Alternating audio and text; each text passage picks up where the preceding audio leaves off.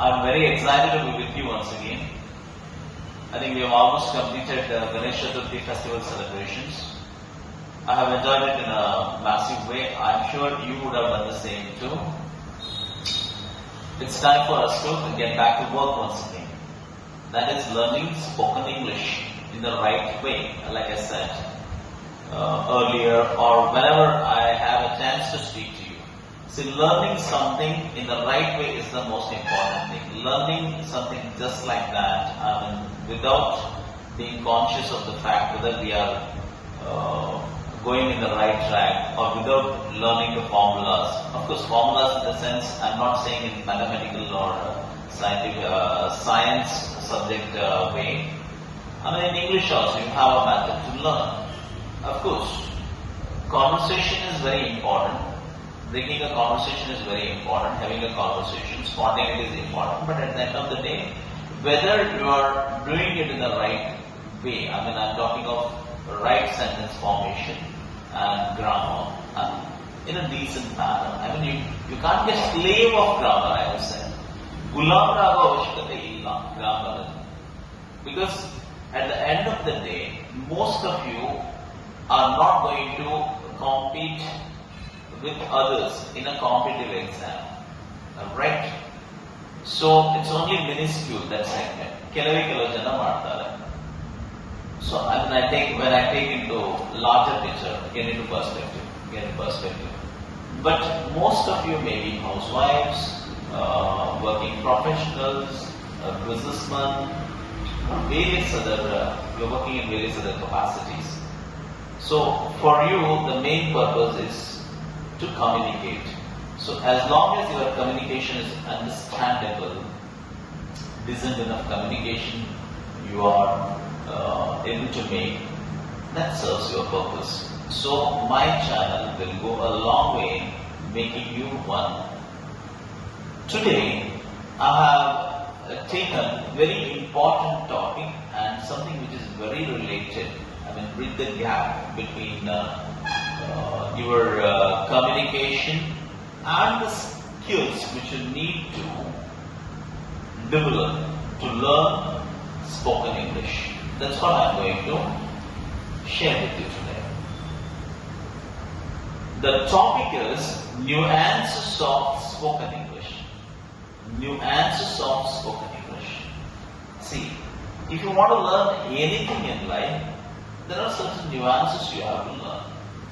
When it comes to spoken English, the right tone, intonation, speech, tonal quality, high pitch, low pitch, language, sentence formation, grammar, these are all aspects which are part of nuances of learning English. Unless and until you learn these things properly, or to an extent, it is extremely difficult for you to have a conversation in decent manner. So today, that topic I have taken for you. I'm going to share with you. Spelling at the end of the day makes a huge difference to your English. English, unlike other languages, most times or generally don't have a connection with its pronunciation and spelling. What is the reason for that? The reason being, English has borrowed most of its words from other languages. You name it. You name any language in this world, they have borrowed it. Very important. Of course, mainly from Latin, French, they have borrowed. But most of the European languages also they have borrowed. Maybe to lesser extent. It may be Dutch, it may be Danish, to some extent. Spanish is one more language from where they have borrowed the most. Italian, or even India, they have borrowed even words from India. Like, for example, chutney, it's not an English word, it's an Indian word. They have just lifted it from India. Dosa, chutney, idli, chapati, you name them. There are many other words. And even Arabic words like shampoo, etc. Because I'm not into it. Another day I will make a video on this. From which languages they have borrowed. Then I don't want to deviate from my main topic. Let us come back to topic once again.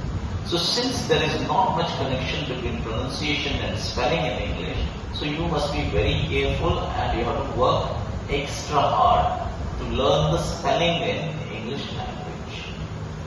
So it's so important. You have to keenly observe the spelling and the pronunciation. They are two different parts.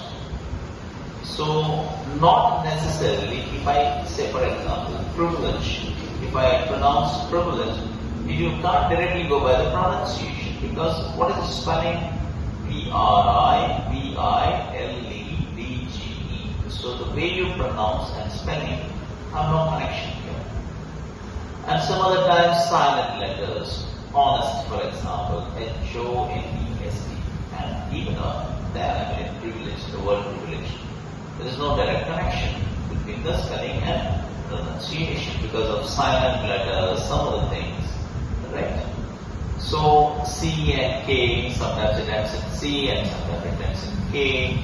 So the pronunciation and the spelling, there also they differ. You say he wrote book. For example, there was a bike two-wheeler earlier, in the 90s. So, what is spelling of book? P-U-C-H. So it should have been P-U-C-K. No. P-U-C-H. There, the spelling. So again, there is no connection. So these things make very